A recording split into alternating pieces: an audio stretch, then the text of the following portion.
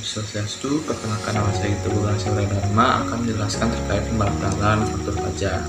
Jadi pembatalan faktur pajak itu diatur dalam pasal 15 ayat 2, 3, 4, dan 7 PPJ-2012. Berikut ini kutipan langsung dari pasal tersebut.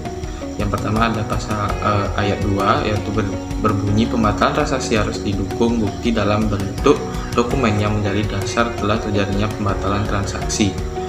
Bukti yang dimaksud dapat berupa pembatalan kontrak atau dokumen yang dipersamakan lainnya yang menunjukkan adanya pembatalan transaksi. Kemudian ayat 3, faktur pajak yang telah dibatalkan harus tetap disimpan oleh pengusaha kena pajak. Penjual yang menerbitkan faktur pajak batal tersebut sebagai arsip.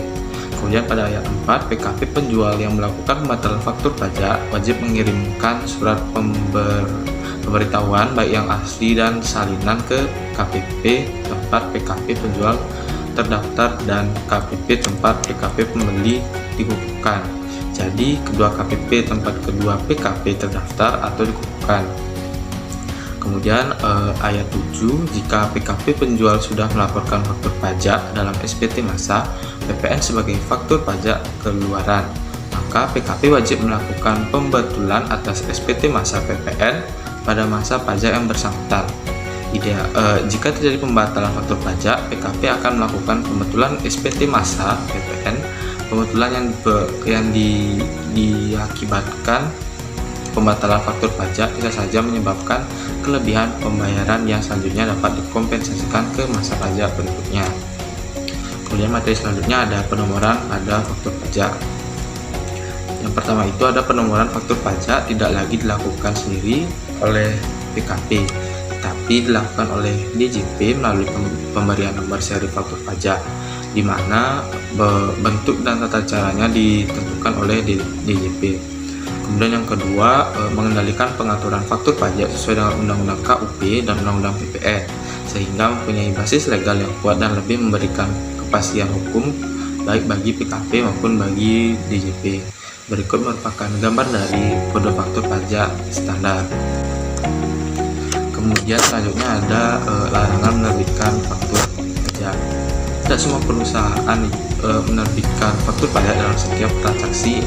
Adapun yang dilarang dalam menerbitkan faktur pajak, yang pertama, pengusaha yang tidak melakukan sebagai PKP dilarang membuat faktur pajak. Yang kedua, apabila faktur pajak telah dibuat, maka pajaknya harus disetor ke kas negara.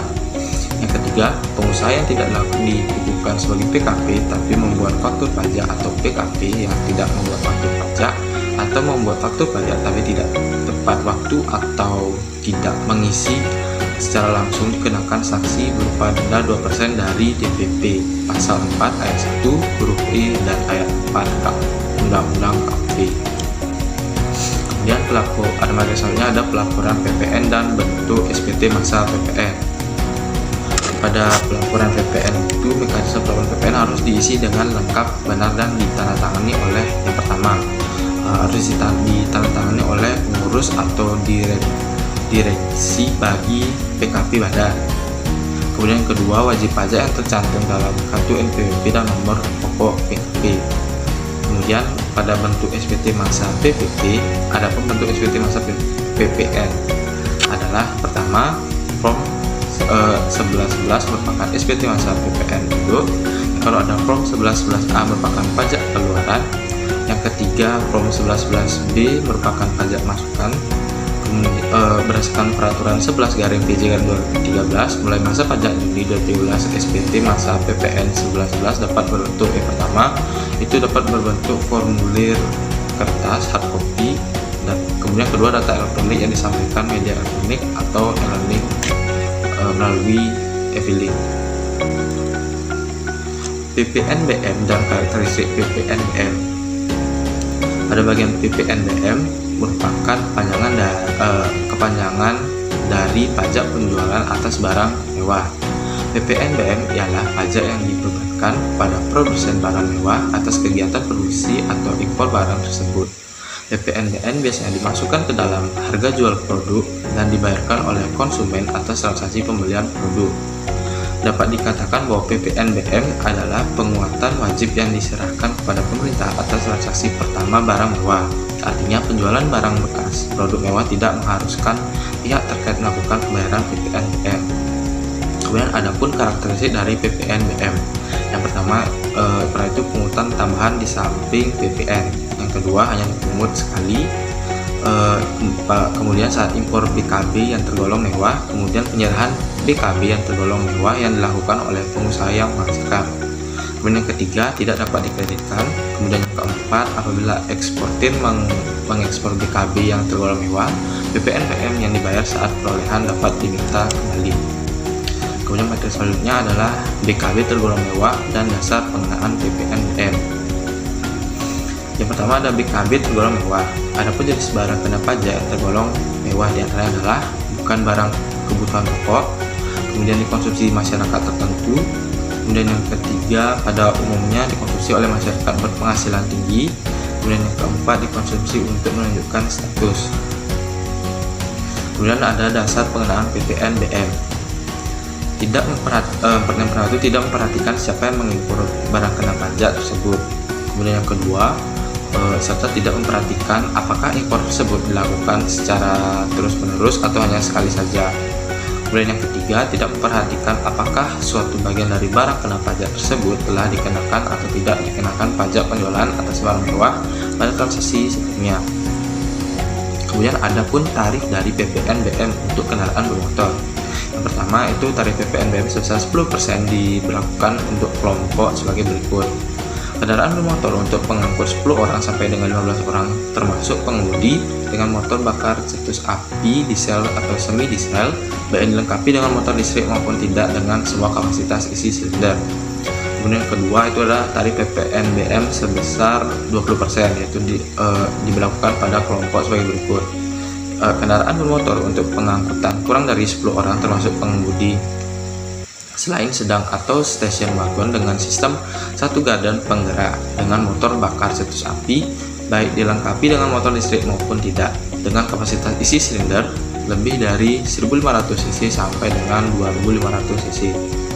Kemudian yang ketiga ada tarif PPNBM itu sebesar 30% yang dikenakan pada kendaraan bermotor untuk pengangkutan orang kurang dari 10 orang termasuk pengemudi dengan motor bakar cetus api, baik yang dilengkapi dengan motor listrik maupun tidak, dengan kapasitas isi silinder sampai dengan 1500 cc untuk sedan atau stasiun wagon dan kendaraan selain sedan atau stasiun wagon dengan sistem dua gardan penggerak. Kemudian yang keempat ada tarif PPNBM sebesar 40% diberlakukan kelompok sebagai berikut. Kendaraan bermotor untuk pengangkutan orang kurang dari 10 orang termasuk pengemudi selain sedan atau stasiun wagon dengan motor bakar cetus api, baik yang dilengkapi dengan motor listrik maupun tidak, dengan sistem satu gardan penggerak dengan kapasitas isi silinder lebih dari 2500 cc sampai dengan 3000 cc. Kemudian yang ketiga ada tarif PPNBM sebesar 50% diberlakukan bagi seluruh kendaraan yang penggunanya dikhususkan untuk golf. Kemudian yang keenam ada tarif PPNBM itu sebesar 60%, yang dimana kendaraan bermotor beroda 2 dengan kapasitas isi silinder lebih dari 250 cc sampai dengan 500 cc, yakni sepeda motor yang termasuk moped dan sepeda yang dilengkapi dengan motor tambahan dengan atau tanpa kereta pasangan sisi termasuk kereta pasangan sisi. Tarif yang terakhir ada tarif PPNBM 125% yang dikenakan sebagai berikut. Kendaraan bermotor untuk pengangkutan kurang dari 10 orang termasuk pengemudi dengan motor bakar cetus api dilengkapi dengan motor listrik maupun tidak, dengan kapasitas isi silinder lebih dari 3000 cc yang terdiri dari sedan atau stasiun wagon selain sedan atau stasiun wagon dengan sistem satu gardan penggerak dan dengan sistem dua gardan penggerak. Kemudian materi yang selanjutnya ada tarif PPNBM non kendaraan bermotor. Yang pertama itu tarif PPNBM untuk non kendaraan bermotor sebesar 20%. Diberlakukan pada yang pertama rumah dan townhouse dari jenis non strata title dengan harga jual sebesar 20 miliar rupiah atau lebih. Kemudian yang kedua, apartemen kondominium townhouse dari jenis serta title dan sejenisnya dengan harga jual sebesar 10 miliar rupiah atau lebih. Kemudian yang kedua, ada tarif PPNBM untuk non kendaraan bermotor sebesar 40%, diberlakukan pada kelompok balon udara dan balon udara yang dapat dikemudikan pesawat udara lainnya tanpa tenaga penggerak.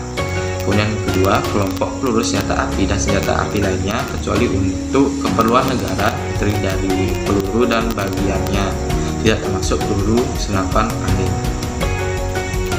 Kemudian yang ketiga, ada PPNBM non kendaraan bermotor sebesar 50% yang diberlakukan pada yang pertama, kelompok pesawat udara kecuali untuk keperluan negara atau angkutan udara niaga yang terdiri dari helikopter, pesawat udara, dan kendaraan udara lainnya selain helikopter. Kemudian yang kedua itu kelompok senjata api dan senjata api lainnya kecuali untuk keperluan negara yang terdiri dari senjata artileri, revolver, dan pistol, senjata api senjata artileri, revolver, dan pistol, dan peralatan semacam itu yang dioperasikan dengan penembakan bahan peledak. Yang terakhir itu ada tarif PPNBM untuk non kendaraan bermotor sebesar 75% dikenakan sebagai berikut. Yang pertama, kapal pesiar ekskursi dan kendaraan air semacam yang dirancang untuk pengangkutan orang, kapal feri dari semua jenis kecuali untuk kepentingan negara atau angkutan umum. Kemudian yang kedua ada yacht kecuali untuk kepentingan negara atau angkutan umum. Sekian dari materi yang saya jelaskan. Waktu dan tempat saya kembalikan kepada moderator.